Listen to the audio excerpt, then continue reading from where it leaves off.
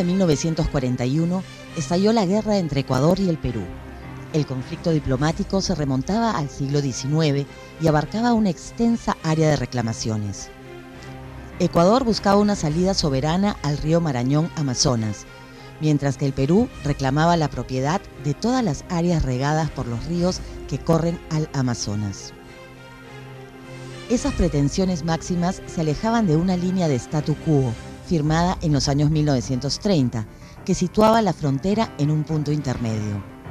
Esa línea del statu quo debería haber servido para aliviar las tensiones, pero volvieron a estallar y derivaron en una corta guerra ganada rápidamente por las Fuerzas Armadas peruanas. En ese conflicto, las Fuerzas Armadas demostraron una buena preparación bélica y un comando eficiente. Por su parte, la Guardia Civil combatió en primera fila y abrió el camino para el paso del ejército. Gracias a esta actitud, los héroes peruanos de esa guerra son guardias civiles, como Alipio Ponce, por ejemplo, además del gran héroe de la aviación, José Abelardo Quiñones. La guerra fue corta y la victoria militar contundente. En agosto de 1941 se habían apagado los fuegos en condiciones que las Fuerzas Armadas habían ocupado la provincia ecuatoriana del Oro.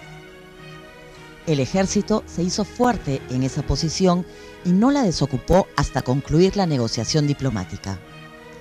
Por su parte, la presión diplomática internacional fue en sentido contrario y los militares peruanos necesitaron fortaleza para resistirla, tanta como la había necesitado previamente durante los días de batalla. Finalmente, la estrategia fue exitosa y el Perú obtuvo en la mesa de negociaciones la vuelta al statu quo de los años 30, pero ahora como tratado y acuerdo formal de los dos países.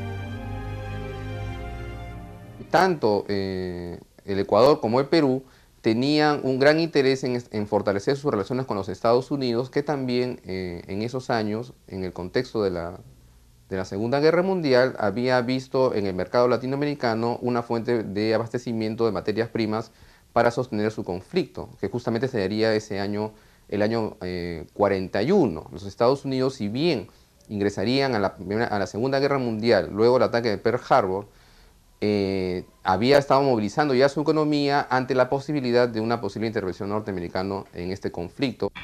El presidente Prado estaba obligado a ir a la guerra. Su familia tenía una reputación muy comprometida ante el país, porque su padre, el general Mariano Ignacio Prado, había abandonado su cargo siendo presidente durante la infausta Guerra del Pacífico.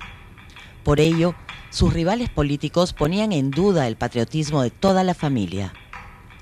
Desde el comienzo mismo de la actuación pública de los hermanos Prado, la segunda generación, después de Mariano Ignacio, el tema de la traición durante la guerra con Chile había sido un motivo central para la lucha política.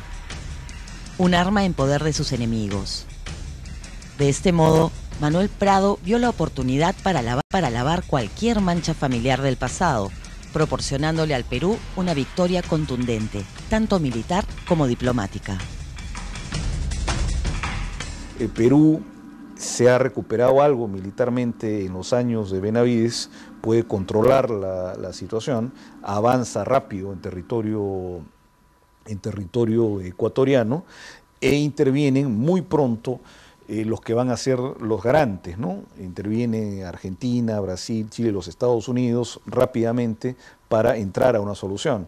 La discusión dentro del lado peruano es si ocupas Guayaquil o no, por ejemplo, ¿no? ¿Hasta dónde llevas la guerra en ese instante, ¿no? Yo creo que ahí se notan dos cosas en el lado de Prado, ¿no? Lo primero es demostrar que es un buen conductor militar, ¿no? Y que nadie puede acusar a los Prado de no ser buenos conductores en un conflicto internacional, ¿no? El despliegue que hace el Perú militar es enorme, es bien grande con todo lo que tiene para ir a la zona. Y luego creo que termina obteniendo una victoria diplomática con lo que se produce como protocolo.